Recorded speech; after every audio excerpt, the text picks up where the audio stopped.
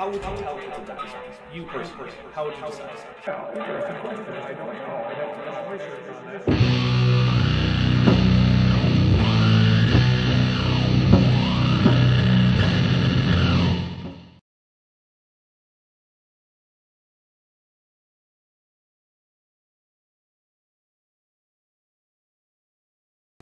All right, everybody. So, we are here with Kent with Bent, the one we tried to stream last week. We have a... Oh, I'm getting a little bit of feedback from me somehow. How is that even possible? I don't know. Huh. Okay. Weird. Anyway, yeah, it's happening. Do you have anything coming through your speakers? No. Huh. Well, we are here with Kent with Bent. Let's see, what number is this? I can't even keep track anymore. 58. 58, yeah. Inmate number 0645 2017 and the Prisoner of Azkaban. And of course, in honor of the fact that, we basically couldn't keep going last time, I've created a new set. It's a fancy little set, you know, we've got little TVs going and whatnot, and there's a dapper on set right there with Bent watching Kent, and the chat is on screen, so, you know, I don't know, it's a thing, right? It's a thing with the chat on screen? Yeah. Yeah. There's Klingon, cool. in case you guys... Oh, there's Klingon that's... No, that is right. This is what I wanted to say. Anyway, it is right, so... I thought it was wrong, but it wasn't. Let's see. Venerable Beat asks, do you have YouTube open? I do not have the stream open. I do have the studio open, which lets me keep track of all this stuff. But anyway, let's get into this. So this is CSE 101, Section 8. My goodness. Yeah, we've already been through 8 of these. Or 7 beforehand. And we are going to be discussing the Age of the Earth again, because that's what Kent is going for. But let's go over the rules, because we got some quick rules if you want to drink along with us, which we don't actually encourage, because we take no responsibility for any death or dismemberment or bodily harm or damage to property of yourself or others. So, you know, don't come crying to me if you decide to drink along with us and it doesn't go too well. No sympathy, I warned you. Let's see. But we drink whenever we get a Mothra or a Godzilla, audibly, or in a super chat, because we do have those as... There you go. We do have those as emojis for our channel members.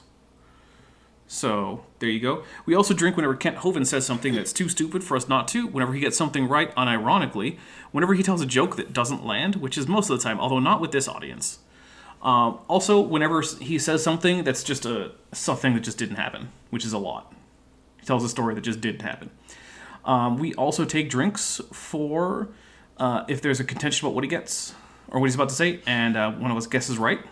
We'll take a drink for that, for a confirmed prediction, if you will. All right, I think that's it. I think that's all we need for the preamble. What do you think, Bent?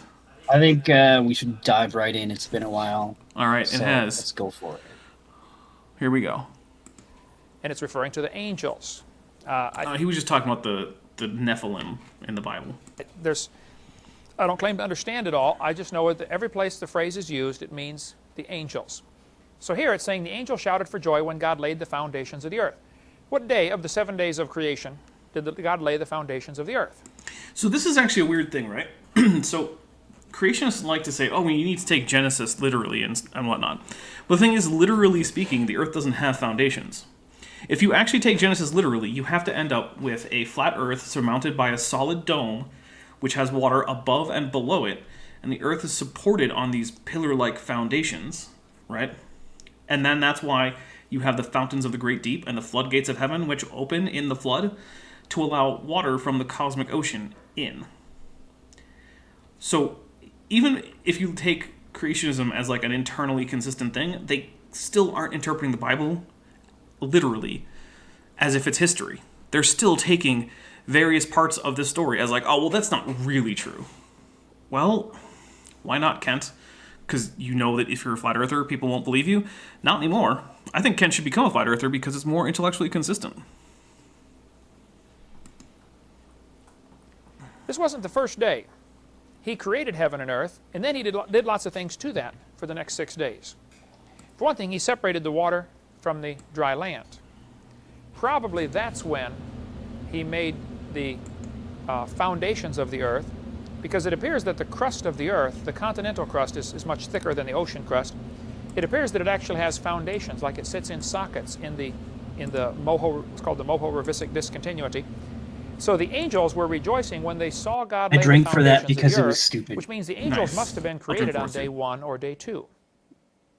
The Bible doesn't tell us when they were created. I want but it to must have been apologize to early in the everyone real 6 quick. days. So, this is my first real stream with OBS since I've had to reset my computer, and even that didn't work. And so I didn't have all my audio filters on my microphone, so you were hearing all sorts of background noise. So I really want to sincerely apologize for that. Because I just noticed that the air conditioning unit here kicked in, and suddenly my audio levels were going crazy on my microphone. So hopefully that is no longer the case. Again, this is basically like streaming with a brand new computer. So I'm sorry, there's going to be a few glitches here and there. Please bear with me. Hopefully by the end of today, we'll have it all sorted out. I'm actually even thinking that I might stream to Top Hats Off, just to get a little bit more streaming in on this computer to see how it's going and if there's anything else I need to fix, stuff like that. So, don't hold me to it, but it might happen. Because by the time he laid the foundations of the earth, they were rejoicing. Some have said this verse proves the angels were created before the 6 days of creation. No, it does not prove that. They were rejoicing when they saw the foundations laid, which was not necessarily on day 1. Okay, Genesis 1:31, this is the end of the chapter. Okay, but who's the plural group that God is talking to in Genesis, right? Because God is talking to other people when he says, let us. Is it just himself? Because the normal Christian interpretation has been that it's, the heavenly council, which includes the angels. So I'm just going to say that, like, you don't have to preclude the angels being created before the world in order to, like, does it require the angels to have been created before the world? No, I don't think so. But, I'm saying it's a little ambiguous. It's not as cut and dry as Kent would like you to believe that it is. So. God saw everything that he had made, and behold, it was very good. Now, this is the end of chapter 1. According to the gap theory, Satan fell from heaven between verse 1 and verse 2. And according to the gap theory, the earth had been totally destroyed, wiped out, and the earth is filled with zillions of fossils of dead things from this catastrophe. If Adam and Eve are walking around in a garden on top of thousands of feet of dead things, and Lucifer is running around as a bad guy, would God be able to look at everything and say it was very good? I don't think so. Actually, I do, because here's the thing, right? Very good isn't the same as perfect. And this is a thing that I hear a lot from, especially young Earth creationists, is they equate the very good phrase that you get in the Bible with perfect. And I don't think there's a good reason to do that, because, I mean, look, maybe if Manny Karen is here, he can help me out, because, his Hebrew's better than mine for obvious reasons. But I'm pretty sure there's a Hebrew word that actually means perfect, and then there's a different Hebrew phrase that means very good. And I'm going out on a limb and saying that they could be differentiated in the Hebrew, but God doesn't say perfect. And the thing is, like, look, I'm not here to tell you what the right interpretation of the Bible is. I'm just pointing out that there are interpretations that don't require you to accept young Earth creationism in order to take the Bible seriously. Like, it's just not necessary, right? Well, I'm reading about the gap theory because I don't know details about it, and it looks like the only gaps are between Genesis 1:1 and Genesis 1:2, which he said was the gap where Lucifer fell, but according to the theory, it's where all of that time passed. There was no second gap between Genesis 1 and Genesis 2 that You're I saying think Kent is implying. Wait, Kent might have gotten something wrong? Well, I mean, Kent can have his own version of his own gap theory, I'm sure. I guess that's Why true. wouldn't he, right? But when he says the gap theory, yeah, it's just between those two verses. Like, there's one verse in the Bible, and then a gap, and then everything else. That's where the gap takes place, according to that. So, All right, well, here we go. Let's get a little bit more in. So, I think this verse indicates Satan had not fallen from heaven yet until well after the 6 days of creation. The only clues we have as far as when Satan fell are Adam was 130 when Seth was born. That's the first date we really have. 130 years old. Before that, Cain and Abel are born, but no dates are given. So they really could have been in the garden maybe 100 years. You know, how old was Cain when he killed Abel? Anybody know? The Bible doesn't say, does it? I would assume he would be, you know, teenager or more, right? Okay. By that time, do you think Adam and Eve had any other kids? Yeah, probably a bunch more, right? You figure you got unlimited food supply. What is the point of this discussion? What are I'm we just talking about? speculating about early Genesis, and I don't know why. I don't know why. Yeah, okay, sure. I mean, it's not like this speculation isn't like completely moronic within the context of the story in the Bible, so it's like, okay, I guess, sure, Cain and Abel were probably at least in their teens. I don't know Sure. where he's, because it seems like he's just trying to preach about Genesis and not even talk about like creation and evolution and all that at this point. Yeah. Like how he preaches at the end of a lot of his videos. I don't know how those normally go, but Well, hopefully I'm that starting to isn't- wonder if he's already doing that now. Hopefully not, Starting because to. that would be boring. Why not have 100 kids? You don't have to feed them. Doesn't hurt to have Like babies. You can feeding vouch kids, for that. got it. Wait, how is it? Oh, at that time. All right, so I'm taking a drink for unlimited food supply, and no, I'll explain in a bit. So apparently, Cain and Abel, Adam and Eve don't have Cain and Abel until after they're expelled from paradise, right? And in the curse, where God expels them from paradise, he says that you're going to have to toil every day of your life because the ground will be hard and it will not easily give up, its fruits and whatnot. And there's going to be thorns and thistles and all this stuff. And you're going to have to be actually working at it. You're going to be farming. There's a reason, right, that Cain was growing fruits and vegetables and Abel was tending flocks. It's because they needed the food. Right? So You'll never have to. You have unlimited food, and you don't have to feed your kids. Apparently, That's what it says. so it's just like, how do you figure any of this is the case?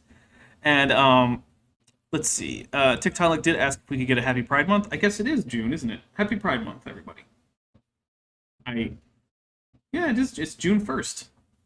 You know what that means, Bent? No, I don't.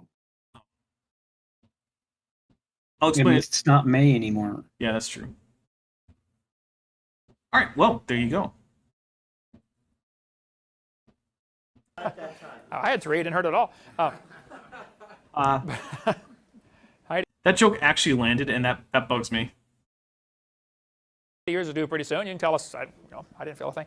But Oh, wait, the second part didn't. Take a drink for a joke that didn't land. Joking about how he didn't feel a thing when he had his 3 kids. Which, of course, just means he has a complete lack of empathy. Wait a second. Okay. Today is June 1st, Yes. 2021. Yes. Do you know what happened on June 1st, 2019? What happened? Kent Hovind debated Dapper Dino on whether or not birds are dinosaurs. Wait, really? This is the 2-year That was anniversary? 2 years ago today. Awesome. Okay. It was June 1st, and I double checked, and yes. Okay. Well, hey, why don't you link that into the comment? The audio remaster, though, because that's the better version. Hey, I sat there and worked hard on that.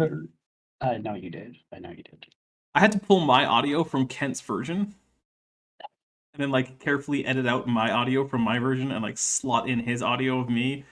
I will say there's a few times where you can hear the quiet version of your audio, and it is pretty quiet. Yeah, it's because I wasn't able to edit around You it weren't very able to get easily. it all, yeah. Yeah. I'm not sure how old Cain was when he killed Abel, but let's assume he was, pick a number, say he's 30 years old. By then, Adam and Eve have 10 more kids, or 15 more kids. Okay, And so sure. Cain kills Abel, buries him in the ground. The Lord comes down and says, what have you done? You know, your brother's blood cries from the ground. And the Lord puts a mark on Cain. The Bible doesn't tell us what it was. Some people think he became a giant. Some people think he became a different color. They think that's where part of the races came from. I don't know. You know, Kent, you could just leave off that theory about racism and tying it to the Bible, because Yeah, it's not really. Look, you have to be looking for that excuse to come up with racism. With that, you have to be looking for an excuse for racism to come up with that from the text, right? Like, that's not obvious from the text that the mark of Cain is becoming a different color skin. It's really not obvious. And plus, the mark is supposed to protect Cain from people who would kill him, and I don't know that there's a skin color like that. I don't think there's ever. Is there a skin color called Invincible? I think it's metal. 'Cause Colossus, like from X-Men. That's what it is. Colossus from X-Men is actually Cain. That's Cain. Okay. But yeah, you could have just not brought that up, Ken. You don't have to point out all the weird stuff that racists do just to talk about other stuff. But whatever it was, Cain takes off with his wife and moves to the land of Nod. The skeptics say, where did Cain get a wife? Well, he married one of his sisters. They probably had a bunch of kids by then.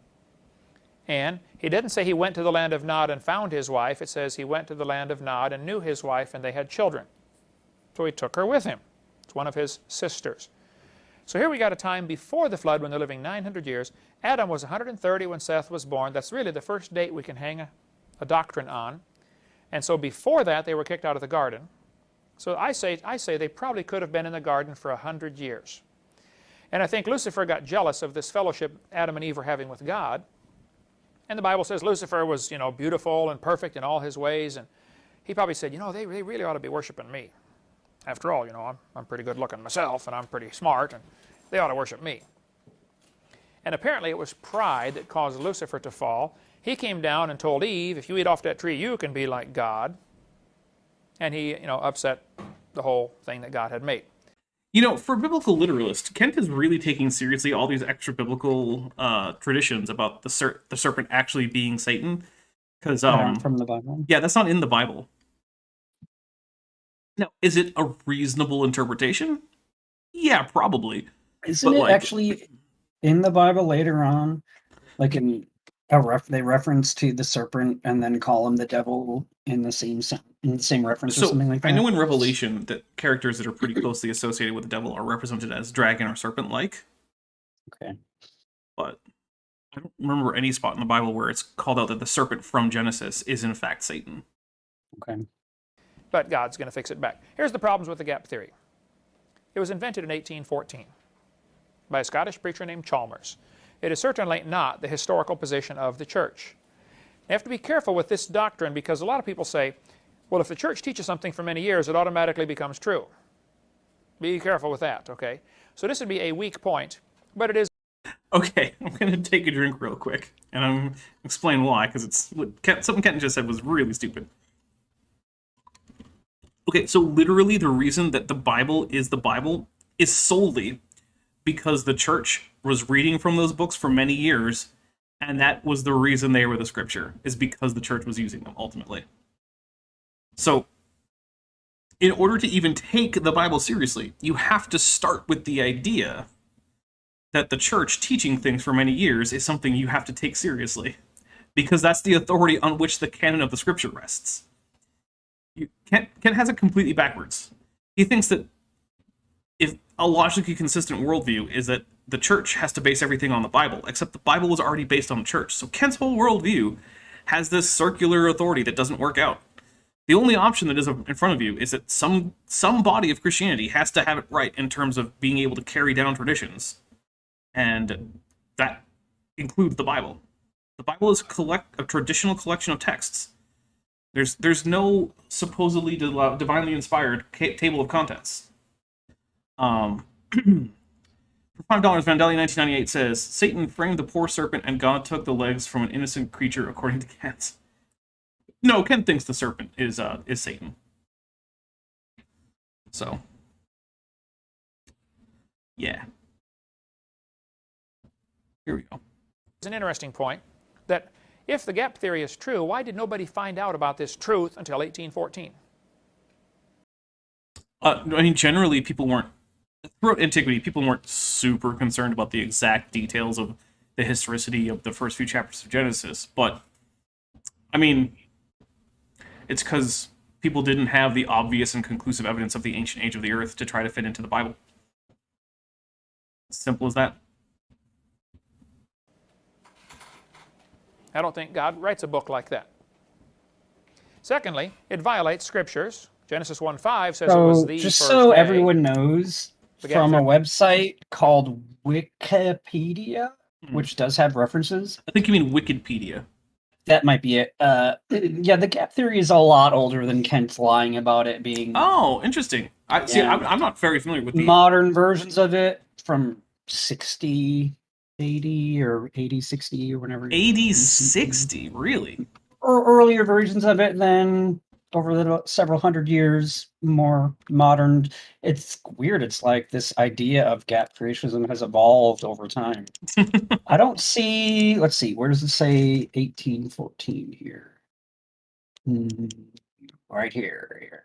Okay, so it does talk about Thomas Chalmers popularizing it, but it's definitely a lot older than that. Even Thomas Chalmers attributed the concept to someone from the 17th century, which I don't know if you know, but that's even older.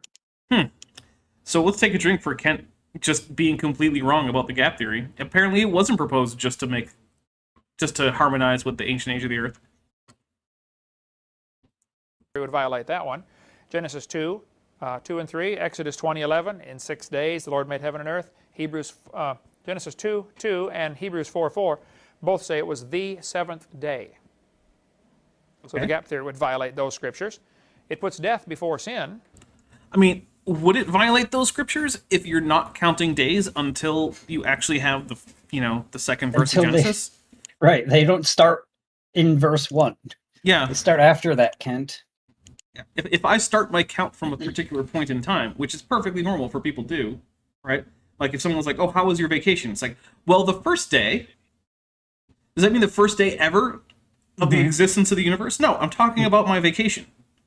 Oh. Yeah. So it's like, oh, hey, what did you do on my vacation? Well, the first day I flew off to, who knows, I'll pick a place, Hawaii, right?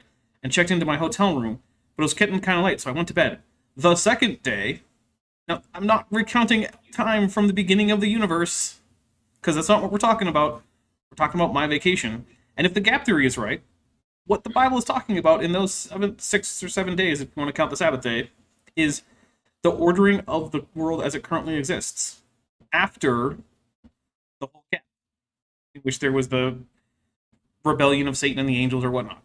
And again, I'm not advocating for it, but like you can't just pretend that it completely contradicts the Bible, because it doesn't. That certainly goes Set up against a what better straw man, Kent, if you're going to straw man gap creationism. I mean, gap creationism has a whole lot of problems. I guess Kent, it's definitely a thing he needs to do because he's so into the YEC thing. He's going to have to, for him, yeah, he's going to have to try to knock down any other Christian arguments of old Earth creationism or gap creationism or whatever. Well, the crazy thing... Oh, sorry. It'd be nice if he'd be honest about what it's saying, or like the history of gap creationism as he does it. Yeah. All it is just giving evidence that if you come into this and you don't know any better, and then you just do a quick Wikipedia search, you're like, oh, well, this guy's lying. That's it. Yeah. It's that easy to figure out you're lying, Kent. Well, and the other crazy thing to me is, like, nothing about gap creationism removes really much about that Kent thinks is important about the Genesis story. So humans don't die before the fall. There's still no sin in the world before the fall. The flood still happens. You still have original sin.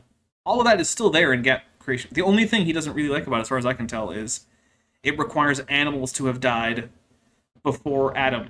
And he's really insistent that when the Bible says that through Adam death came into the world, that it definitely means all death of things. All death. Except bugs and plants and bacteria and, most organisms. Basically just vertebrates. And not even all vertebrates. Maybe not fish. We're not sure about that. Fish are iffy. Everything else is just a complex, reproducing food source, remember, according to Kent? Yeah. Yeah. It's a bag of chemicals. Maybe they're ugly bags of mostly water.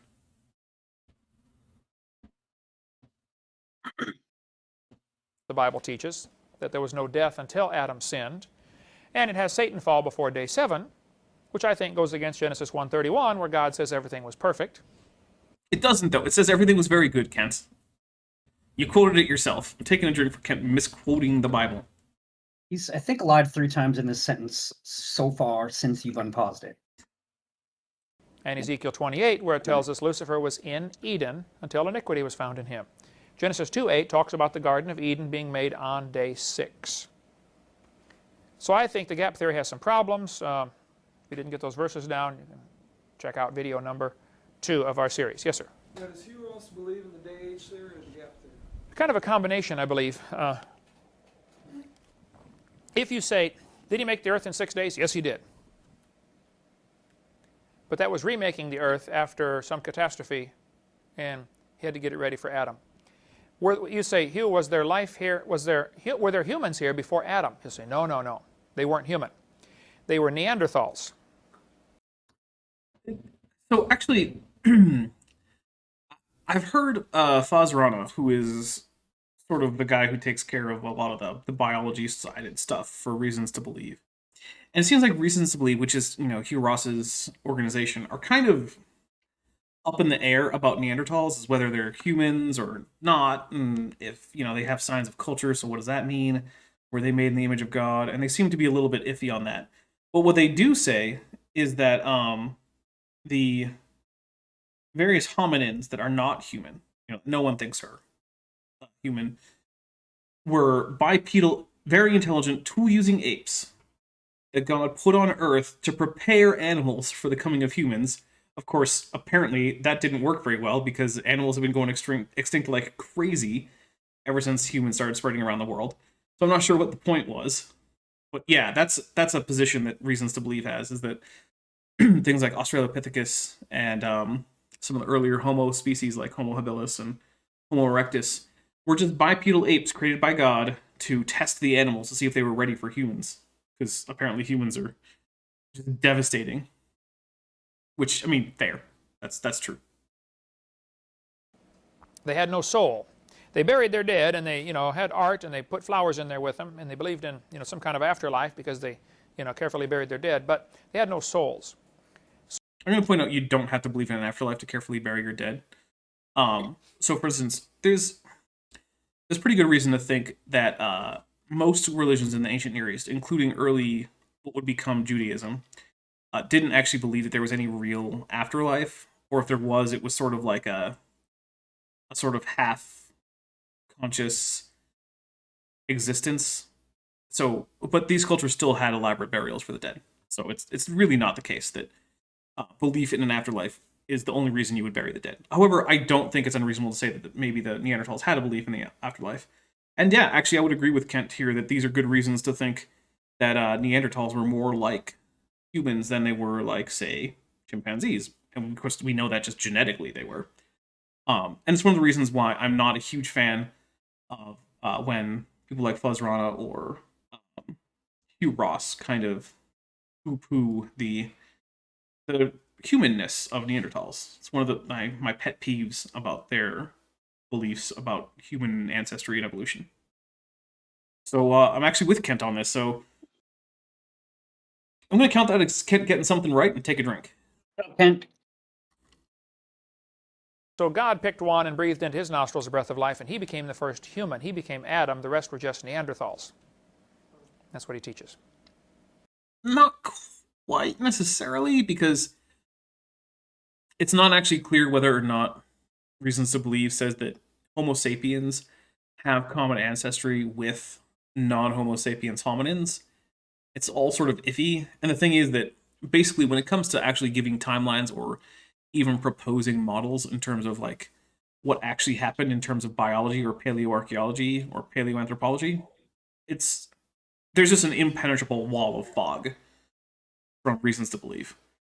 I generally like Reasons to Believe more than I like Young Earth Creationism, just because they don't have to lie about the geology. But yeah, they're still just completely no real actual model presented. I don't know where you get that from Scripture, but that's, what he says. Okay.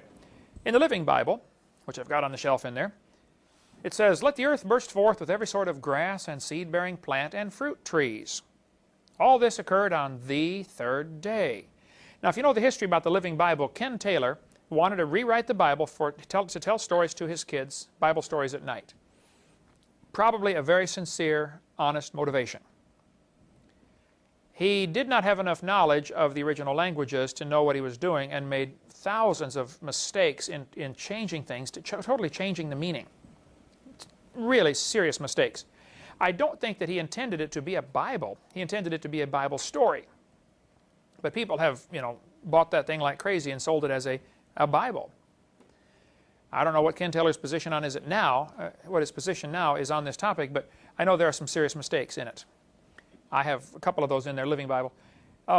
He says at the bottom, though, he's Well, I think he's going to right now. Yeah. got a footnote that says this is not really a day, it's really a period of time. Wait, hold on. This translation was supposed to be to read his kids' bedtime stories, but he put footnotes in it? Ah! This is coming dangerously close to things that didn't happen. Yeah. Do you think we could get any confirmation as to whether or not that was actually the motivation behind the Living Bible? No, I don't. I don't know. I don't think that's true, but who knows? I can look it up. Yeah, let's see if you can find that. You ever heard that idea before? Maybe the days aren't really days. Maybe they're long periods of time. Somebody sent me a few months ago the Fenton Bible. I don't know if you saw this one, Eric, on the shelf in there. Made in 1903. It is in the Wikipedia as a personal paraphrase and not a translation. Right in the very first line of it. So I guess Kent's not making stuff up about it. The whole kid thing might be made up, but I mean, I'm not gonna study it and figure out how many errors there are in it. No, Ben, I need you to start reading the Living Bible right this minute. Give me a couple hundred hours. Okay. Look at Genesis 1:1. By periods, God created that which produced the solar systems. Then that which produced the earth. Does that sound like Genesis 1:1 to you? No, not really. I'll agree. I wouldn't use this as a translation. It's pretty iffy. And actually, that's one of the areas where I and some of the more fundamentalist types tend to actually agree. Is like, yeah, things like this Bible or the Message, those aren't Bibles really. They're not translations of the text. They're paraphrases that give you a whole lot of bias from the paraphraser. And yeah, I don't like them. I think that if you want to read an ancient text in your language, you should be able to get it in as close to your language as possible while being as close to a literal translation as is reasonable to get the meaning across. So it does say there's quotes in here that like there are quote venturesome interpretations that no scholar is likely to approve. So I think Kent's actually right on this, and I'll drink for that. Let's take a drink then. That it's not an accurate. It's not even a translation. It's a personal paraphrase. Hey man, you want to spend that time paraphrasing an entire Bible? I'm sure that's probably a fun way to study it in your own way or whatever. But I'm not going to tell you not to. But yeah, I wouldn't encourage people to use that translation for their own teach theology or whatever. Yeah, or even just to teach biblical literature, right? Because one of the things that I maintain, and I have maintained for a long time, is like, look, there's good reason to read the Bible for its literary content, because it forms a huge portion of basically like how the English language and European culture as a whole, like it forms sort of the substrate of European and Anglophone literature and culture and whatnot. If you don't know things about the Bible, you're going to miss a lot from many, many aspects of literature and culture and history. So, here we go. Lost my mouse. He's trying to say each day is a different period, right? Look at this in verse number 5. And to the light, God gave the name of day, and to the darkness he gave the name of night. This was the close and the dawn of the first age. Is that what the Bible says? Look at verse 8. This was the close and the dawn of the second age. Yeah, I'll agree. That is not a good translation. I'll take a drink for Kent being right on this one. Where does Mr. Fenton get this? I really want Mr. Fenton to be Mr. Fenton Harcourt Mudd. Or something like that, yeah. He's not, though. No. He's trying in 1903. You got to understand now, there was not much of a creation movement. So is Kent admitting that the Young Earth Creationist movement is actually not historical Christianity? It's actually a brand new 20th century development? Whoops. Interesting. And by then, it had been 50 years of teaching evolution, and just about everybody had been swallowed up in this teaching of evolution. So I assume Mr. Fenton Farrar Fenton is a nice guy, and he's a smart guy, and he's trying to make the Bible fit with science. Right? There's his problem. Yeah, Actually, let's he's not trying to be make the Bible fit accurate. with evolution. He's not trying to make it fit with science. Yeah. And I get this all the time. When I spoke at the junior college a couple days ago, I was there for 3 hours, you know. They always try to say it's religion versus science. I don't know who they is. It's Kent. None of my professors in college made that claim, even when they were teaching things that would go against, say, Kent's interpretation of the Bible. Neither of yours did. And you were in a medical field. Well, yeah. Yeah, I mean, you weren't look, in I had to medical take a school. lot of courses and a lot of different, whatever they call them, tags or whatever. But no, I didn't ever get taught that. In fact, I remember like the introduction we had to evolutionary biology, and they started out essentially saying like, yeah, we're gonna talk about how life has changed over time. So we don't really care how the universe started or if there's a God or not. We're just gonna talk about how life has changed. Let's go. And then they started. That was like I thought that was kind of weird, but I was like, all right, I'm fine with that. Like, I think they had enough. I don't know how often it happened. Maybe they had Kent, a relative of Kent, like yell in class, "That's not true," or something like that. Who knows? My hope is that someday that will no longer be a necessary caveat, because there just won't be people yelling about how that's not true. Listen, here's my personal suggestion. If you're in class and your professor says something that you don't agree with, don't just yell in class that they're lying, because they control your grades. Just move on. Plus, they're probably not lying, even if They're probably not wrong. lying. If they're wrong, and most college students are usually adults and can usually handle themselves. So I don't know. I mean, I'm just speculating. Who knows why they felt like they needed to say that at the beginning of the semester, but they did. Yeah.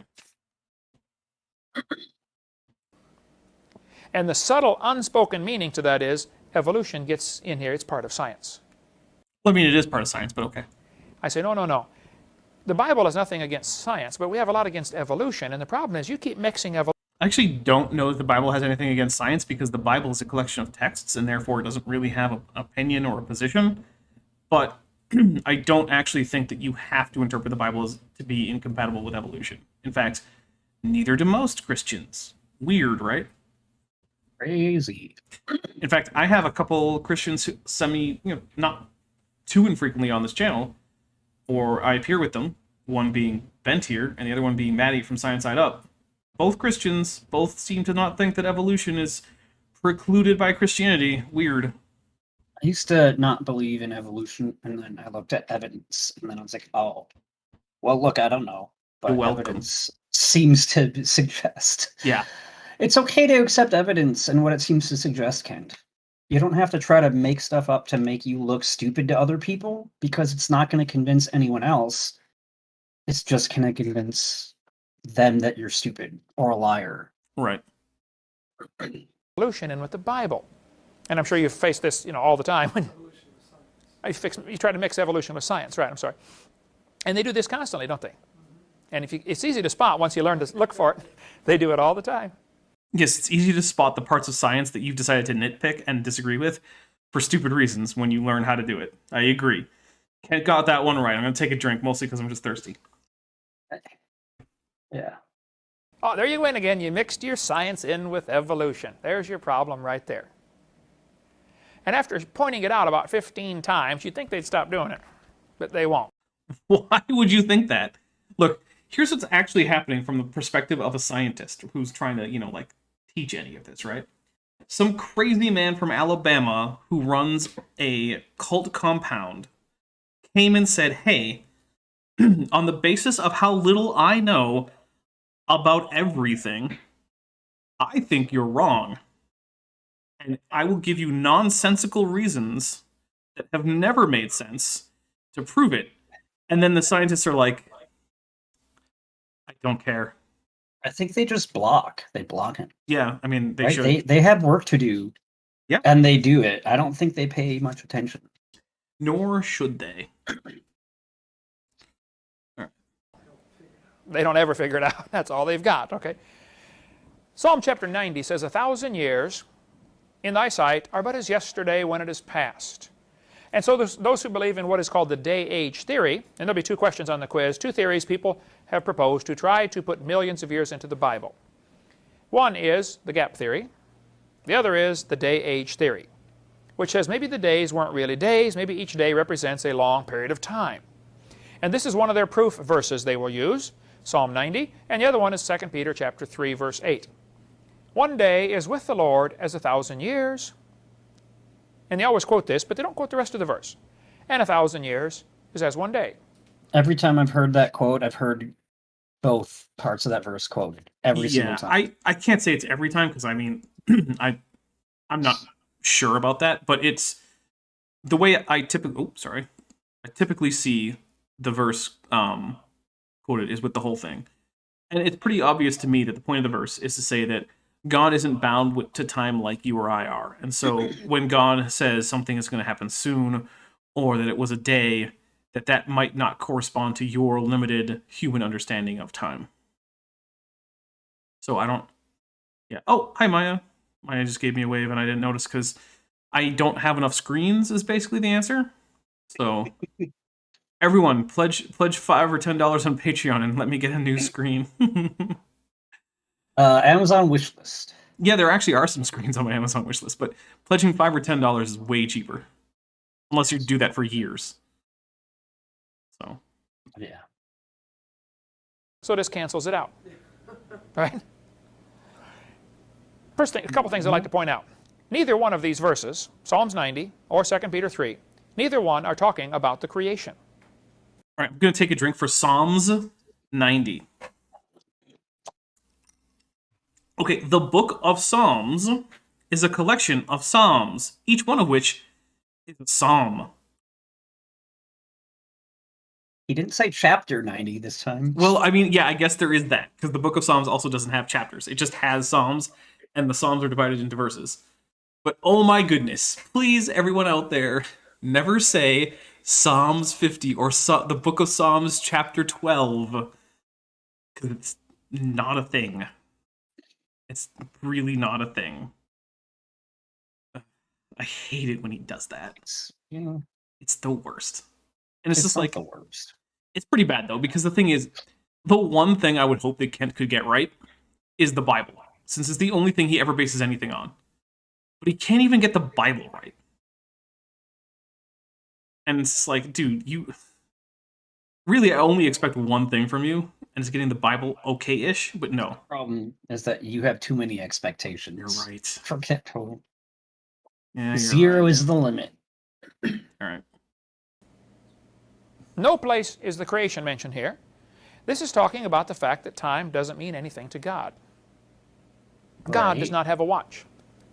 Right. Doesn't have a clock, doesn't have a calendar. Right. This is not the year 2000 in heaven. There is Right. no time. Okay. Now, my brain will not wrap around that thought. That's true. It won't. I've thought about it till my brain hurts, but I Believe him. can't figure it out. But there is no time in heaven. There's all sorts of illustrations we give to try to explain things, but every illustration breaks down at some point. Let me give you the best illustration I've seen so far. So, question, Kent. Why is it that everything you just said about God and time can't apply for creation. Suddenly, God has to only exist on our timeline for creation, and then after that, he can go do whatever a day is 1,000 years, or 1,000 years is a day. Like, just because it doesn't say the words creation doesn't mean it can't apply or wouldn't apply for creation. Yeah. He just made a point that was stupid and then talked a little bit and then started changing the subject. Oh, hey, Robert I Edsett was don't here but know late. why he's better late than never. Yep. Helicopter hovering miles over Grand Canyon. We're up there with binoculars and a walkie-talkie, or radio. Down in the canyon, there are people launching on raft trips to go down through Grand Canyon. Raft number 1 takes off. He's going through the canyon. 6 hours later, raft number 2 takes off. He's going through the canyon. 6 hours later, another raft takes off. I don't believe you, because I don't think they're every 6-hour rafts, but I think I know where you're going with it, and I'm not sure if this is supposed to be a literal story, so I'm gonna let it go. Every 6 hours, a new bunch launches down the canyon. None of them can see each other. All of them can see me. You got me so far? Okay. I'm in a helicopter overhead. All of them can see me. All of them can talk to me. Actually, I don't think that's the case, because over the course of 6 hours, I don't think any of them would still be in your field of view, but again, I get that it's just sort of like a parable, so I'm not going to be too picky. Yes, we're aware that the world has at least 3 dimensions of space, Kent. Yeah. I can see Thank all you. of them, and I can talk to all of them, but none of them can see each other. They're too far spread out in this canyon. Okay. This canyon represents time. It's a one-way street. You can't go back to yesterday. You can't jump ahead to tomorrow. Many times I've wished I could have gone back, even just a few minutes. Right? And unsaid something that I said, right? Heard one preacher, he was preaching along, and he said something. He grabbed the microphone, you know, the thing holding the microphone up. He said, it's too late. It got out, didn't it? Yeah, it's too late, preacher. It got out. You know what? No one You gotta else be laughed faster at than that, and so I'm going to take a drink for a joke that didn't land. Maybe it would have been funny if I saw a preacher do that, but Maybe. This canyon represents time. Everybody in there is in a particular different time. One's in 1991, one's in 1992, 1993, 94. God is in the helicopter. He sees all of them at the same time. God's in the helicopter like, Because to him, wait, what? he's Why don't I outside just of the float? river. He's not stuck in the river. We're stuck in the river. He's not stuck in it at all. Right now, God is looking at yesterday and tomorrow and today all at the same time. Just it's all right there in front of him. Now, if you were in a canyon going down in a raft and you couldn't see what's around the next bend, wouldn't it be nice to have a radio and talk to somebody in a helicopter and he could say, oh, you better stay to the left, there's rapids coming. That'd be nice, wouldn't it? Isn't it nice having a God you can go pray and talk to and see? He says, oh, you better do this because I see what's coming tomorrow. And don't you feel dumb when you don't listen, when God speaks to you and you don't listen, and sure enough, bang, you run into... Okay, look, I don't actually mind this as an analogy for God being outside of time or whatever, right? Like, I get it. There's, because time itself is, its own sort of dimension and space and time are linked, there's an argument to be made that all of history sort of just exists, right? All of existence is just one sort of thing that you could just diagram out in 4 dimensions as a single static thing. And then God, being supreme over the whole thing, gets to look at the whole 4-dimensional construct in one go. Okay, fine. But what does it have to do with anything? Like, Why does that mean that a day is 1,000 years and 1,000 years is a day, but the 6 days in creation have to be days that can't be any other period? Right. Why would that? What's the connection there, Kent? I don't think there is one. I think it's just made up. Oh, and hey, and the George said is here. I think this might be and the George said's first time here, but he plays in the Globers and Goblins D&D campaign on the Globers and Goblins channel, which features himself as well as a few other people, including Fight the Flat Earth. There we go. I got it out. Flat Earth. FTFE. And that campaign actually started on his 40,000 subscriber special, which was a 40-hour special. And during that, part of what they did was play some D&D. So, in fact, actually, Bent and I were just on Cheshire Vic's channel playing the D&D campaign Guns, Magic, and Steel. It was episode 2. So, there's a lot of D&D going on right now. If you guys are interested in seeing some of your favorite YouTubers play D&D. Or us play it. Well, yes, or us. Or us play it. Yeah, we're there too. We're there too. Wow, there it was. Oops. That's the best illustration I know of, is the canyon illustration. It's time. God's outside of time. People say, what did God do for millions of years before the creation? Well, that very question assumes that God is stuck in time like we are. When somebody says, what did God do for millions of years? Well, hold it. You don't think God's big enough to be outside of time, space, and matter? Actually, I'm going to take a drink because, yes, the normal sort of theistic conception of God does make the idea of what did God do before creating the universe nonsensical. So I'll take a drink. Because, yeah, that's one of those, like, you just found out r/atheism is a thing kind of arguments. Like, oh man, this is really going to stump the Christians. I'll say, why did God take so long to create the universe? Like, yeah, no, that's not a good argument, guys. Like, it's really not. That's like baby tone level anti-theism argumentation. Do not use that one. It's really, really dumb. It's just straw manning most religions. See, there was no time. Now, I can't, like I said, my brain won't quite wrap around this. I'm working on it. I'm stretching as far as I can go, but all I can tell you is what the Bible says. There was no time before the creation, and someday there will be no time after the creation. I mean, it doesn't actually say that. It doesn't, but I would actually say if you're going to literally interpret the Bible the way Kent claims he does, yeah, it doesn't say there was no time before the creation. No. So yeah, there is that Why criticism. Would you think there was? I don't know, but there is that criticism. The only reasons you would think there is no time before the creation ultimately is because of extra biblical philosophical reasons. So again, Kent has trouble taking his own hermeneutic seriously. His own hermeneutic cannot work on its own because Kent won't even let it work on its own. Songs in church that really aren't correct. When we've been there 10,000 years. That's not true. We're not going to be there 10,000 years. Just going to be there. Your wife will never make you late again. That landed? My daughter, be on time for everything. One person. Because there won't be any time. It's a small audience. It's going to be great. First thing you do, you get to heaven, take your watch, fling it off the side.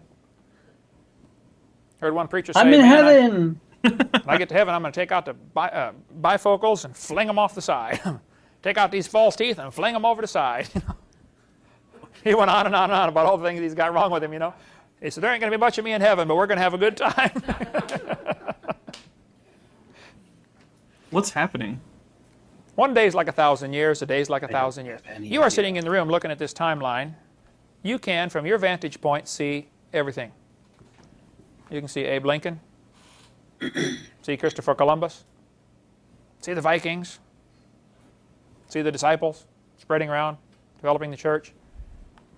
You can see King David, Moses, Abraham. They can't see each other. But we are outside of the timeline is why we can see all of them simultaneously. That's the best I can do on explaining that one. Well, you spent a really long time doing it, Kent. Really long time, and you actually didn't complete an argument. No. You gave a conclusion, and then you gave a premise, and then you talked about your premise a lot, but you didn't make any other premises or use logic to connect them. When we get to heaven, we will understand it. I was in a debate one time. I don't know if you were there, Eric, when this smart aleck kid got up and he said, what are you going to do if you die, or if you get to heaven? And I forget the exact way he said it. It was so funny, though. I bet. This better be funny. He said, do you believe about Noah and the flood or something like that?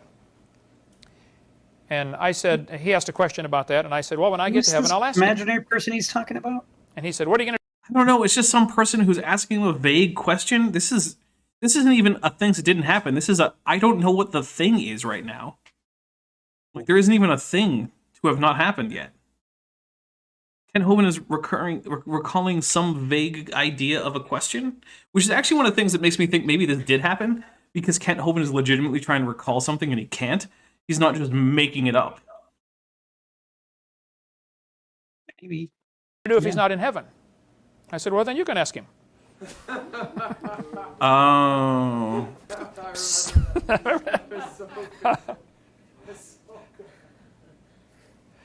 What else could I have said, you know? I get criticized once in a while. Dan, you would know about this. People write letters and say, you know, too sarcastic or something like that. You know, we get letters occasionally like that, don't we? Okay, I say, well, I kind of... All right, guys, we're going to take a quick intermission. We will be back in about 4-ish minutes. So, sit tight. We're going to refill drinks, and, yeah. We're going to be right back after these messages from Captain Dino.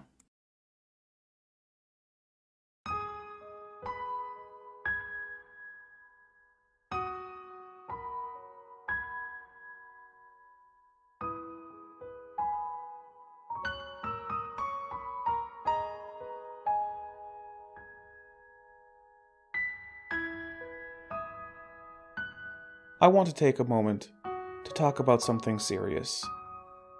There is a problem facing late surviving non-avian dinosaurs in modern America. Hunting is very strictly regulated, and only allowed at certain times of the year. This means that for much of the year we have to rely on farm-raised food, which means money. If you want to help a starving dinosaur, please consider donating on Patreon, or buying from my merch store. Links are in the description. Please help. Dinosaurs all over YouTube are depending on you to help them through the hunting off-season.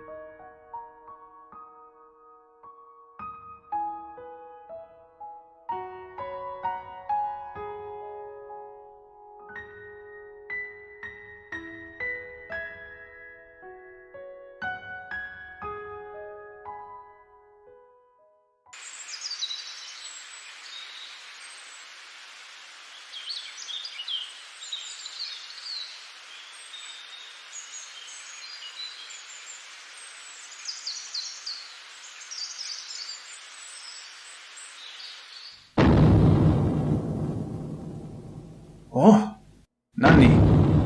Dare? Oh, Kojira desu ka?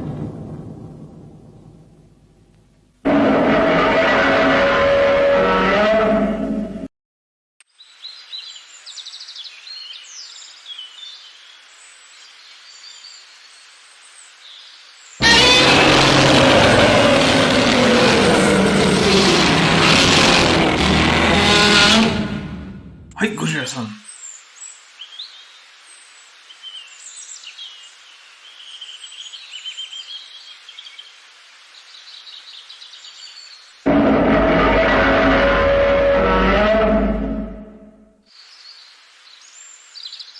Hai.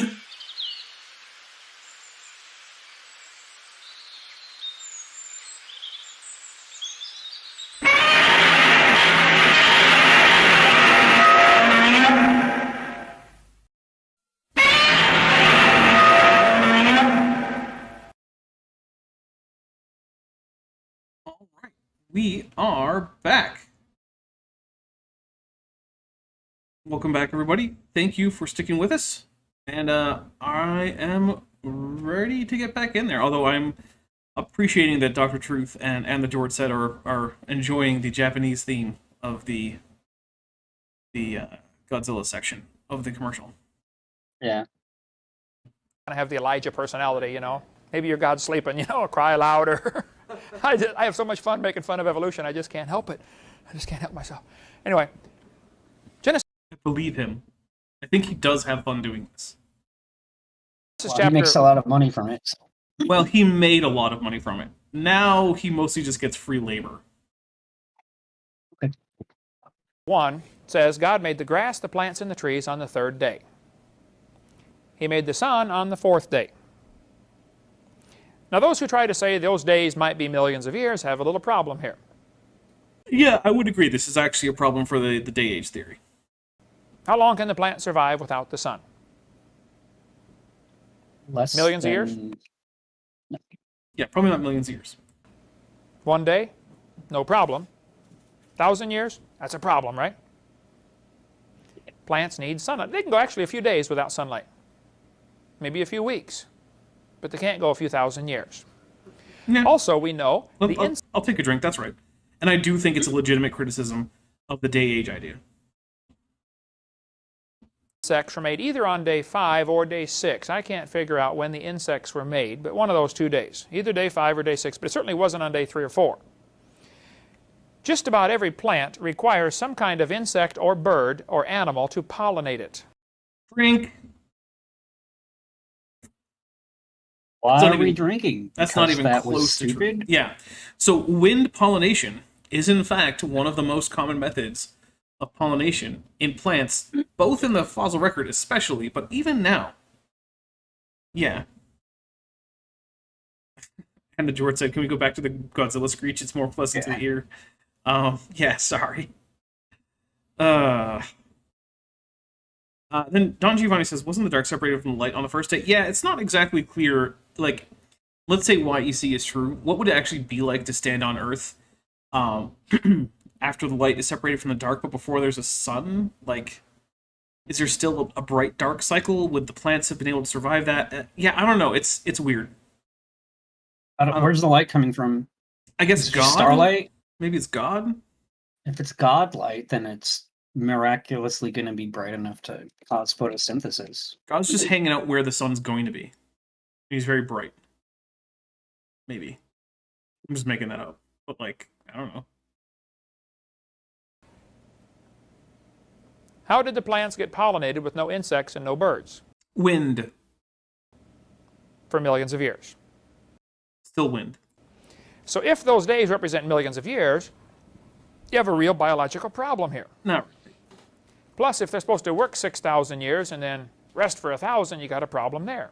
God said work 6 days and rest 1. Yes, because if one thing is a metaphor, then another thing can't be a metaphor. Right? That's stupid. I'm taking a drink for it.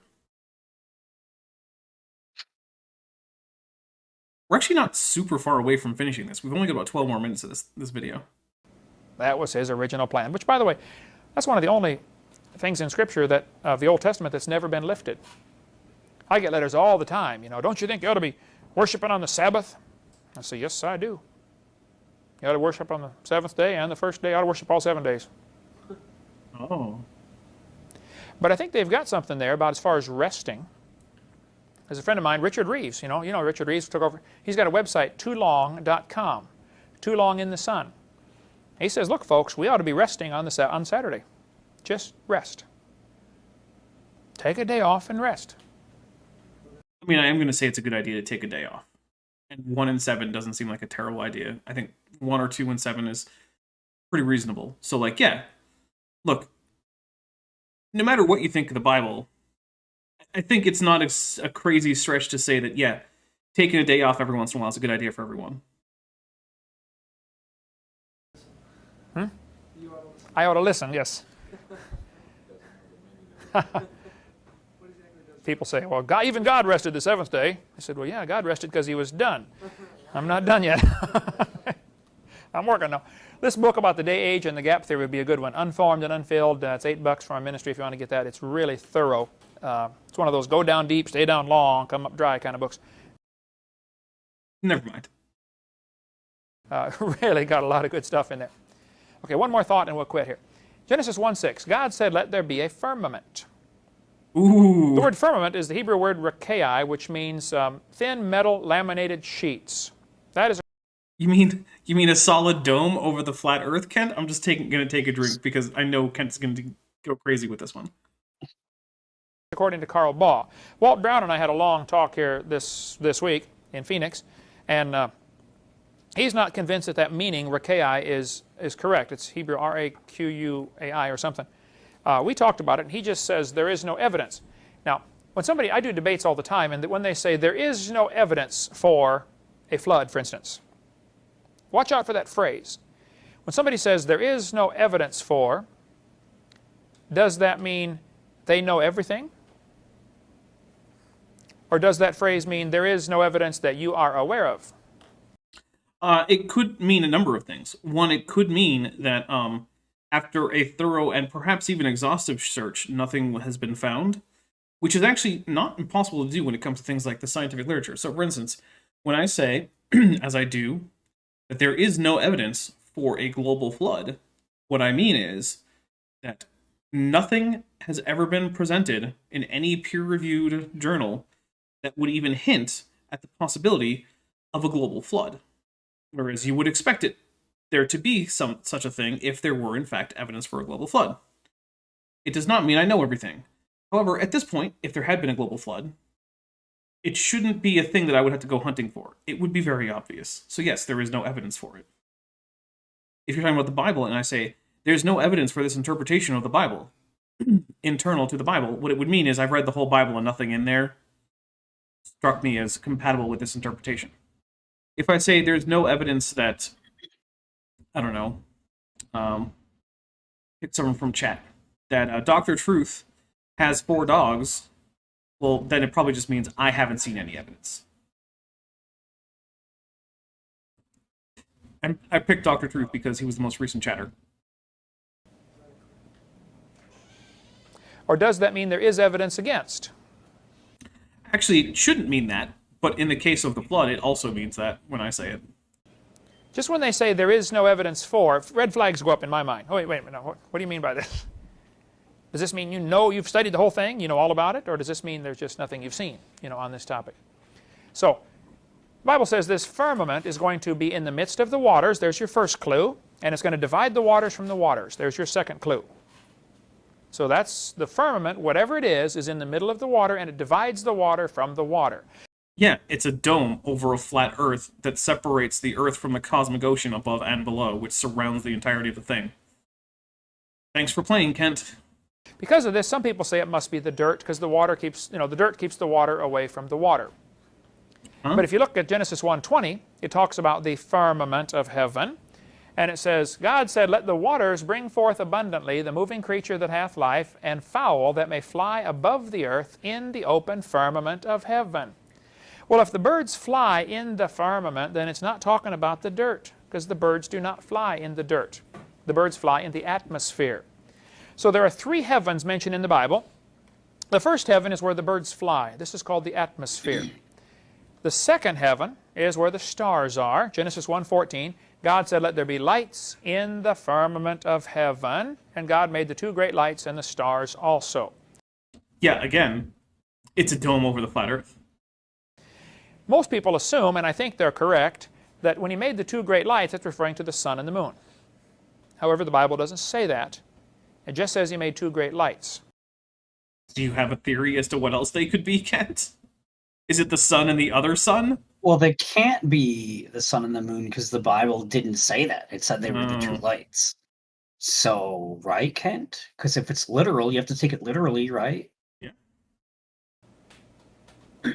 So be cautious that this doesn't say he made the sun. I think it's referring to the sun and the moon, but I don't know that for sure. What else? And he would it made be, the stars. Yeah, Kent has no consistent hermeneutic. I do not know what his point is, ever. Do you think that it's ignoring the sun and the moon and it's talking about 2 other lights that we don't see now? Do you think it could be maybe it's just maybe the sun? It's the sun. Stars also. In 2 Corinthians, the Apostle Paul talks about the 3rd heaven. 2 Corinthians 12:2 says Paul was caught, he's probably talking about himself when he was stoned to death. I did a long paper on this in college one time, and I'm convinced Paul was actually killed outside the city of Lystra, stoned to death, went to heaven, saw it, was sent back down, raised up from the dead, and for the next 14 years, he told people about this experience. And where is that in the Bible? I'm curious. In Kent's imagination. Yeah. Probably the stoning is what caused him to get bad eyesight, and some people have studied this, and I've studied it as carefully as I know how, that Paul, for the rest of his life after this experience, God gave him a thorn in the flesh so he wouldn't get proud.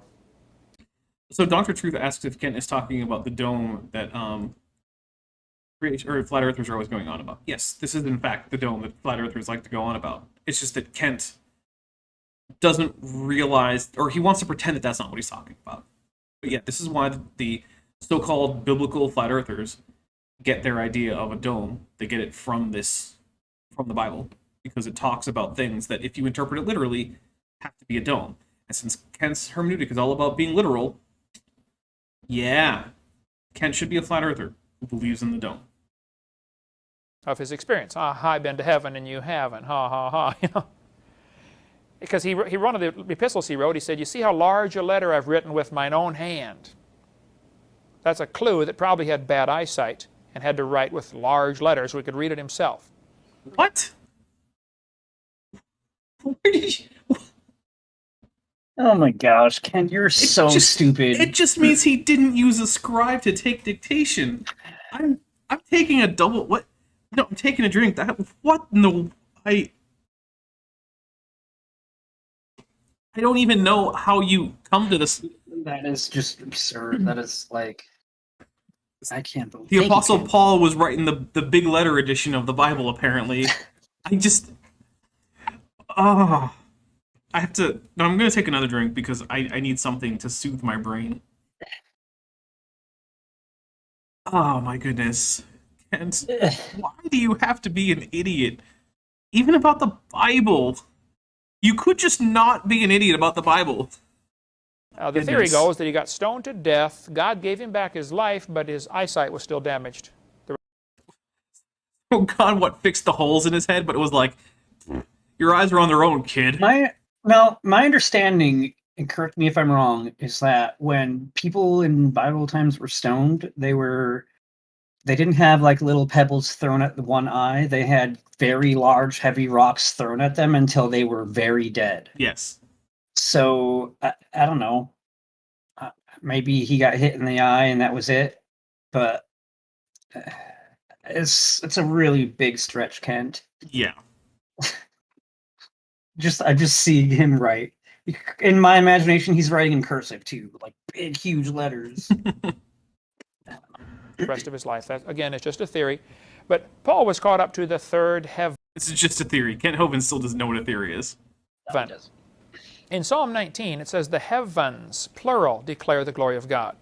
So the three heavens, as I see it, would be the atmosphere where we're breathing, the outer space where the stars are, and God's heaven, which I don't know where that is. It could be beyond the stars. Genesis 1:7. And God made the firmament and divided the waters which were under the firmament from the waters which were above the firmament. Right, because again, it's a big old crystal or glass or something dome, above which is water, which is why it's blue during the day. It's also why the floodgates of heaven let water in from outside the earth. Yeah, the other thing that Kent Hovind's like, we don't have to take that very literally. There's no real floodgates. Just don't talk about that. Yeah, that's what this is talking about. So here's another clue now, that the water is being put above the firmament and under the firmament. Now, this doesn't tell us which firmament it's talking about. Is it the first heaven, the atmosphere, and there's water above it? I think so. Is it the second heaven and there's water above that? What's beyond the stars? More stars, almost certainly. And here's the reason why we have a good reason to say that, right? So right now, we're watching certain things leave our cosmic horizon, right? The very farthest away galaxies that we can see are on their way to redshifting past the point where we're going to be able to see them. Essentially, they're going to start receding away from us at a relative velocity faster than the speed of light, because the space between us and them will be increasing at a rate faster than the speed of light. So as that happens, the wavelengths of photons coming to us get longer and longer until they approach infinity, and at that point, we get no more light from them. Now, as long as we assume that we're not at a particularly special time in the history of the universe, like this, the universe just proceeding on now as it has been, that means that farther back in the past, we probably should have been able to see a larger number of galaxies, and our cosmic horizon would have been closer. Which means that if we go forward, we know that in the future, what will be beyond our cosmic horizon is just more stars and galaxies. What does that mean was probably the case? earlier in the history of the universe, there were closer together and more stars and galaxies. So what's almost certainly beyond our current cosmic horizon? More stars and galaxies. I mean, it's really that simple. There's not much to this. It's just, hey, did physics change recently? No, probably not. All right, well, then that's what's beyond the stars. More stars. So, yeah. Stars. And more stars. Stars and more stars. Well, Hey, they obviously, got it right. if it ends, the Oh, next take a question drink. is, what's on the other side, you know? What if the whole thing is surrounded by a layer of water, and the Lord... Then it would just collapse. Because there'd be gravity from the inside. The entire visible universe is Surrounded. surrounded by, I don't know, a sphere of water that's how thick? Who Is it knows? ever expanding? Where's the new water coming from? The whole thing is just, I'm taking a drink. Lord sits upon many waters, like the Bible says in the book of Revelation. Yeah, it does say the Earth sits upon waters, because again, you're borrowing from this ancient Near East cosmology, where the Earth literally rests on top of the water, and under the water. It's so frustrating. The Bible is so thick with this idea about the world, which, by the way, when the New Testament was written, was only being referred to as sort of like a literary motif, because everyone, including the people writing the Bible, would have known by then that that's not literally what the Earth was like. But still. What if the third heaven is out beyond that?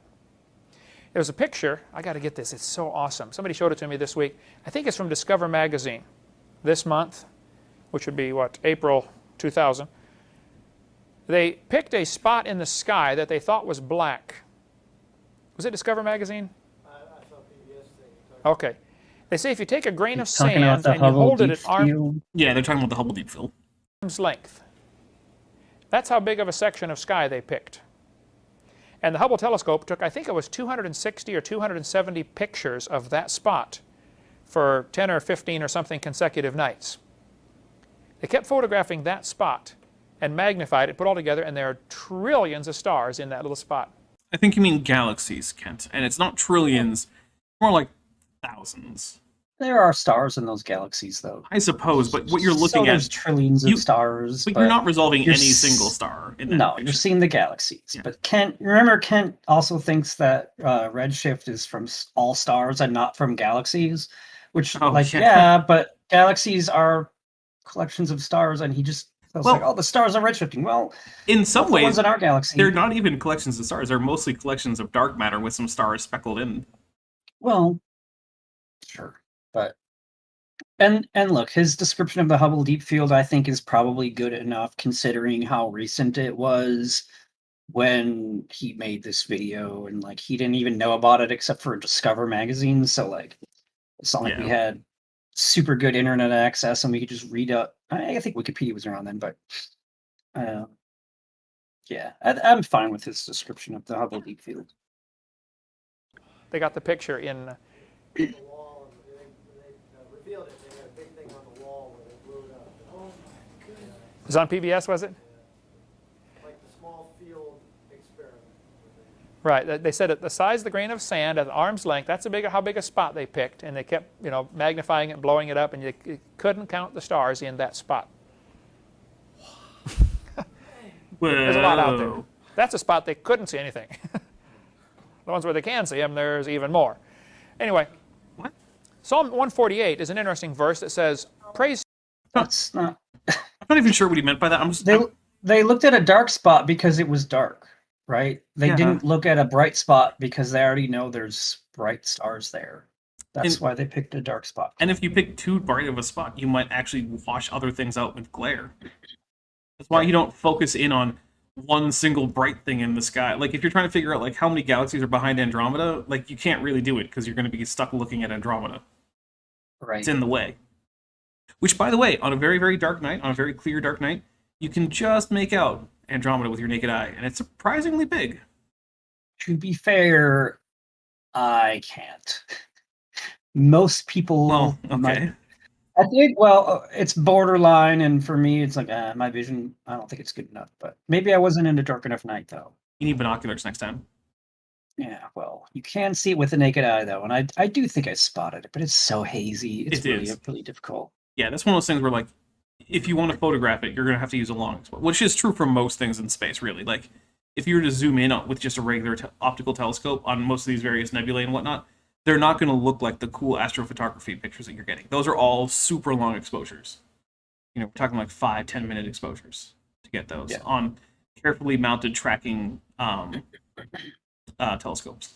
Well, if we just wait a while, it'll be easier to see Andromeda as it gets closer. That's true. Every day, Andromeda is closer to you than it was yesterday. Every moment, it's closer now to you than it's ever been. By like millions of miles, too. Sure. Something, I don't know. Yeah. Andromeda is not redshift. No, Andromeda is quite blue shifted. Just ask Kevin Sorbo. He's been there. In the TV show, Andromeda. Him, ye heaven of heavens, and ye Spoilers. waters that be above the heavens.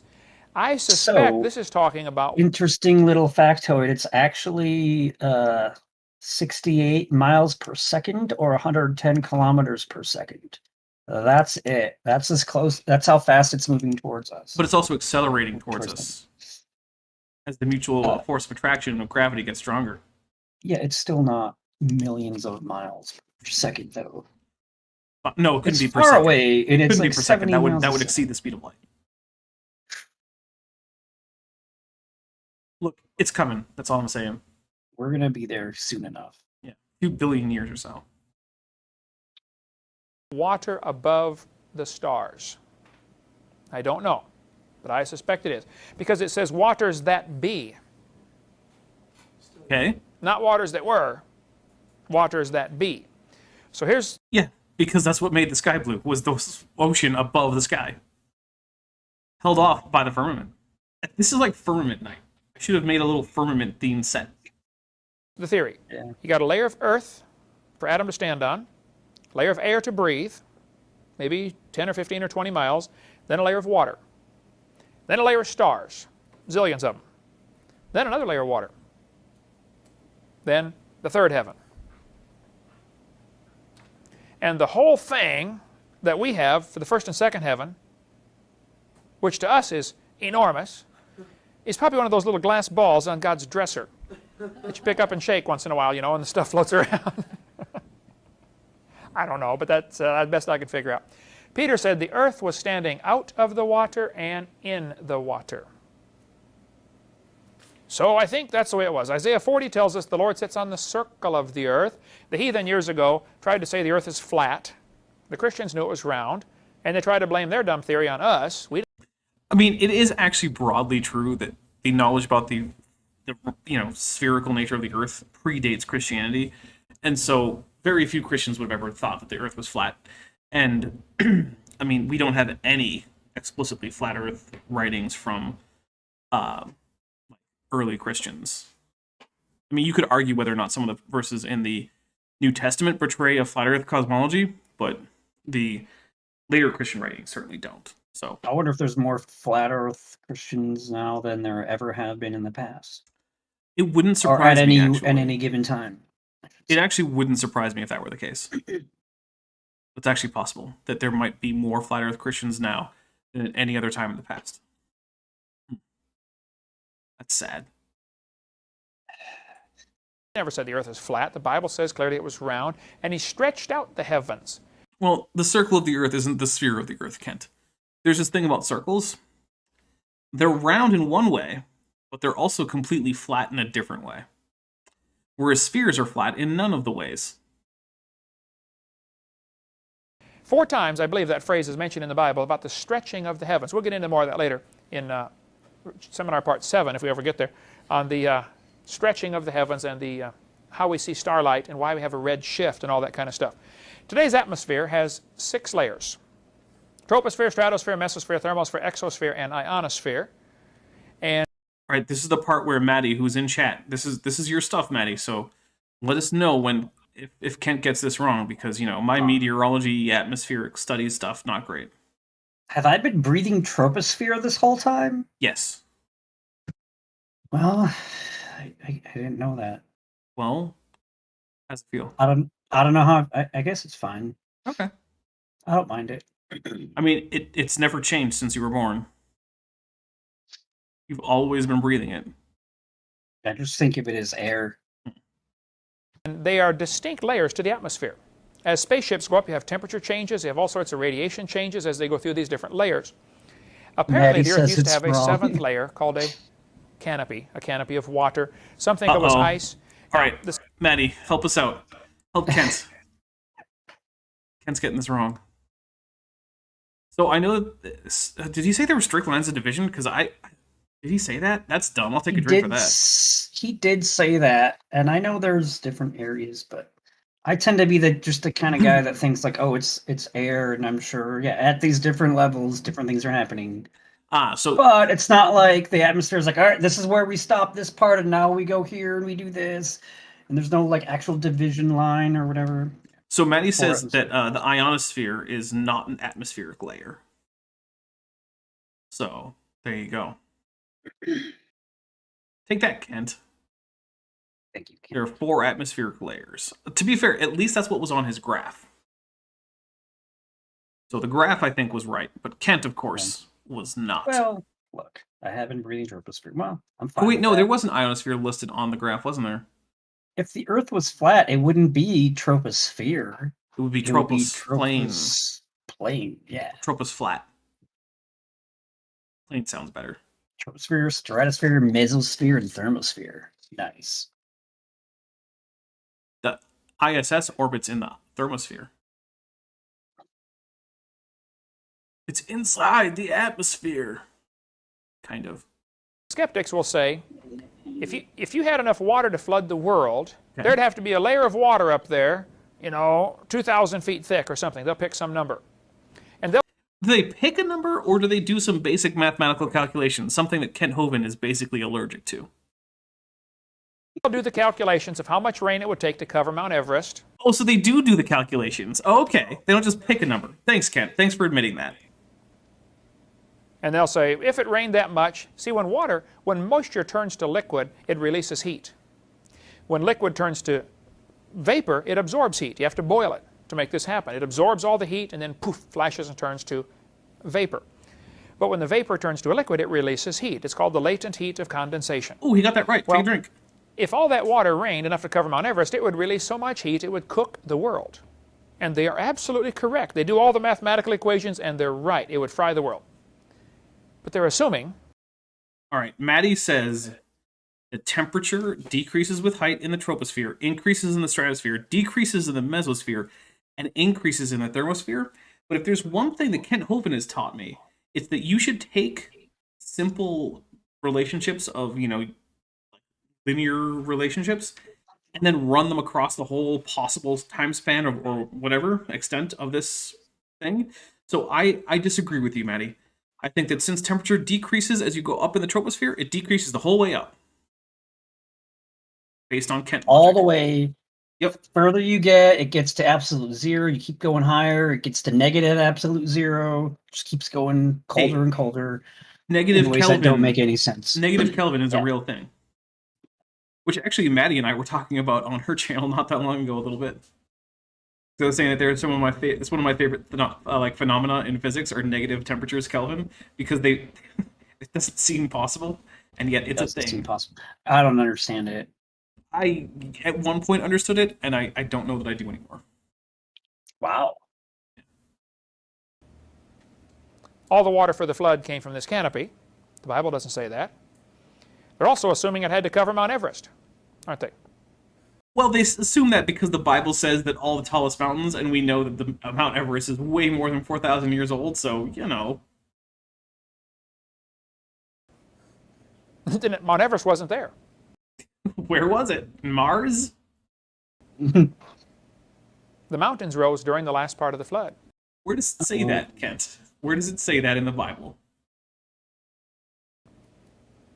So we'll get into more of this next time we have a class on the canopy and the evidence for and against the canopy theory. Oh, good. and try to settle the issue. Yeah, Does I'm the Bible sure teach we'll there was- cover all the evidence against it, Kent. I'm curious to Sure. know what the evidence for the canopy theory is, because I'm having trouble coming up with. Yeah, he's already Anything. said it. It's just nonsense. But Yeah. is he really gonna attack? Like, give it an honest look where he looks at evidence No. against it? No, he's not. That's the part that's gonna interest me. canopy. I happen to believe it does, and I think the evidence is pretty overwhelming. Though guys like Walt Brown, who's a brilliant man, loves the Lord, got a great book, I recommend it, we sell it. He believes, he's not convinced there was a canopy. What? I think there was. Oh no, Walt Brown is a heretic. Burn him at the stake. But to be fair, that's an exaggeration. Kent Hovind just Yeah, literally Kent said probably that's not does. it. So I don't want to have anyone say, "Oh, Dapper said that Kent thinks that Brown should be burned at the stake." I don't actually think that's Kent's opinion. We talked about that. He said, I don't know the answer to that. Several times in the conversation, I said, what about this? What about this? What about the giant insects that require extra air pressure? They don't. They require extra partial pressure of oxygen, not extra air pressure. But what do you think that chances are that Kent knows what partial pressure of oxygen is? I do think he talks about because I remember when I grew up watching Kent Hovind believing everything he said, because that happened. That he said, maybe it was someone else, but I thought it was Kent who would say like, yeah, we had 40% oxygen before the flood, and the tomatoes would be this big, and like everything was big, and they were giants. And I was like, oh yeah, it sounds good to me. I'm 14. What do I know? Right. Anyway, I do think he thinks. I don't know if he's gonna. You knew how to play partial Metroid. pressure is, but he, I think he does think that there was more oxygen and that helped things grow. Hey, Maddie, if the next one is going to be about the canopy theory, which is what Kent is saying, I might shoot you a line and see if you want to come on for a discussion about the vapor canopy or the ice canopy or whatever it is Kent is going to go on about, because I'm having trouble thinking of people I would rather have on for that chat than someone who's studying meteorology and atmospheric science. So, yeah, I'm gonna drop you a line on that. Kent could write for Bible Star Trek. So actually, C.S. Lewis kind of wrote Bible Star Trek. That's kind of a thing already. C.S. Lewis wrote a very Bible-y themed sci-fi series where he goes to the main character goes to Venus and Mars, and it's populated by like aliens and whatnot. Now, it's very much a product of its time when people thought that there was life on Venus and Mars. So you have to realize that you're writing this from one, an explicitly Anglican point of view, and two, a point of view from the 19th century when it was thought that life on Mars and Venus was all but a certainty. So Maddie says, Dapper Dino, sure, I could kill some brain cells. All right, so next week is probably going to be Eric with Erica, but then after that, we should be getting on to the next Kent Hovind video. So we'll have to see what we can do about getting Maddie on. He said, I'm not sure about that. I think I've got the answer. I think there was a canopy. The question is, of course, what held it up there? Yes, The theories that's are the big that question. it was a layer of ice suspended by the magnetic field. That doesn't make sense. Okay, so here's If the it thing. was there, it was held up by miracle. That's what I'm convinced of. Yeah. Or it's just a layer of course, clouds float just fine. No, clouds fall. They just fall slowly because they're made of individual water droplets, and the Brownian motion of the air tends to keep them up there for a very long time. If you were up above the mesosphere or something, there wouldn't be as much Brownian motion, and the water would fall. Oh my goodness. Oh, my brain is gonna. I'm gonna take a drink. Just let it go.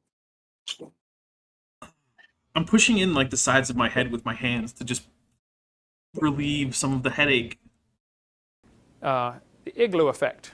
Azkaban. The what? Would they be able to see stars through that? Because it talks about it, put them up in force, or would it act like a magnifying glass? Yeah, Carl Baugh's book, Panorama of Creation, is pretty convincing, though I don't know that there's any experimental evidence for it.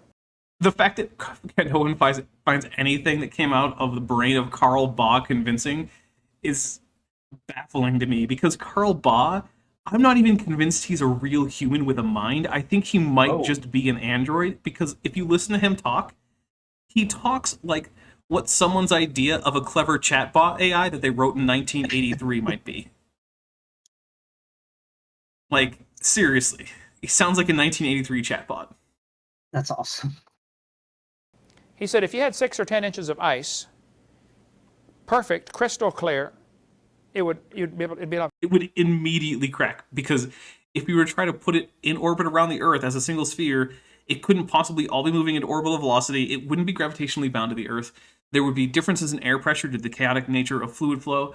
I mean, it would take a miracle. Yes, it would have to be God's miracles real all and the way God down. can do anything. God would miracle into that. That's the most simple explanation. Yeah, it's the only explanation. It has to just be all miracles. Now, I also want to know, is this the same canopy as the one that's outside the entire observable universe? And is that also a mere 6 to 8 inches thick, or whatever he said? Well, it can't be the same one, because Despite Kent being thinks, billions of light years in diameter. Kent thinks the canopy came down during the flood, and he thinks that according to the Bible, there's still a layer of water above the heavens. So it has to be a different layer of water. Okay, because that canopy would take way longer than 6,000 years to reach us. Yeah. Oh yeah, and Carl Baugh is still alive. Yeah. And TikTok, don't small arm shame the dinosaur here. But yeah. Actually, I do actually, in at least one of my videos, have actual video evidence that my arms can in fact reach my head. So take that. I don't remember that video. Oh, it's out there. I'm going to agree with TikTok here. You were Actually, he didn't even say anything. Yeah, he just asked the question. Look, I don't think they do, but maybe they do. All right, fine. You would see the stars better. I wouldn't preach that as dogma. I'd preach it as a theory. Okay? It's still not a theory. I love that Kent Hovind still, even when he's talking about himself, he still can't get what a theory is right. Well, you can use theory in a different context, but Kent is not using it in that context. Right, he's trying to clearly- talk about science, so Right. he's definitely getting theory wrong in his context. Most of the ancient astronomers said you can see 1,000 or so stars in the sky. Today we see a lot more. See a lot more. I don't know where, I'm going to have see a citation on 1,000 or so stars. But okay. Either, of course, the ancient astronomers would have been post-flood, so they would have had the atmosphere today. It could be the light from the stars is more still reaching us all the time. We can see more now than they could. I don't know. Interesting study. Maybe. Study. See you next class. Thank you so much. All right. Well, that's it. We finished this video. So I'm going to turn off the Kent. So we're not going to try and get on to the next one, you know, later on today or something. We're not going to do. So what we are going to do though is we're going to start wrapping up, and I think I will actually be live on Top Hats Off in a bit. So if anyone wants to put a link to my Top Hats Off channel, that would be appreciated. I'm just going to keep doing that just to make sure that I have various things down on OBS and make sure there aren't too many crazy mistakes. It's going to be a little bit of time. I'm going to take a quick break. I might grab something else to drink, maybe something that doesn't have whiskey in it. Or maybe something that does. I'm not sure. We'll have to see. But yeah, thank you very much for everyone who came out. I do hope that you like this new set. I'm going to change it a little bit. There's a few things I want to change here and there. But overall, if everyone is liking it, then I'm going to keep this set for a while at least. I think it looks cooler. I'm going to tweak the lighting a little bit. I'm going to change a few of the colors here and there. But overall, I think this is fun. Oh, and for $2 dues, throw the dwarf of the House of Torg says, Dapper, Bent, and Erica rule. Love your stuff, mate. Thank you very much. And yeah, remember, if you want to catch Erica next Tuesday, but let's go over some channel stuff, right? So, let's see. Thursday is going to be a video about the International Phonetic Alphabet, as requested by one of my patrons, Bent Hovind. So, yeah, we have a patron request, and then I actually made a follow-up video, so it's going to be coming out maybe the week after, depending. Let's see. Saturday, I'm probably going to continue my look at Spirit Science history, with a little bit of... there's some disturbing stuff that's come to light about Jordan, and I'm going to have to be mentioning that in the next time I address him. I still think he's worth addressing, but yeah, it's pretty bad. Then next Tuesday is going to be Eric with Erica, assuming that everything is good on Erica's side. So that will be the 8th. The 15th, at this point, it looks like Maddie will be on for Kent with Bent. Because so hopefully we got Maddie on for the 15th. Then I don't know what's happening that Saturday, except that I have just been booked onto Modern Day Debate for the 19th to talk to Flat Earth Aussie Jesus. So, or Flat Earth Aussie Roscoe, as he's going now. I don't want to use a name that he's no longer wanting to go by. So please, it's a little tough for me because in my brain he's been Flat Earth Aussie Jesus for a very long time, but apparently he's now going by Roscoe or Ross or Flat Earth Aussie Ross or Roscoe. So, please, if anyone notices me still calling him Flat Earth Aussie Jesus, please correct me in the chat or whatever, because I really do feel like, especially on the internet, whatever people want you to call them, unless it's just obscene or something, right? So, there you go.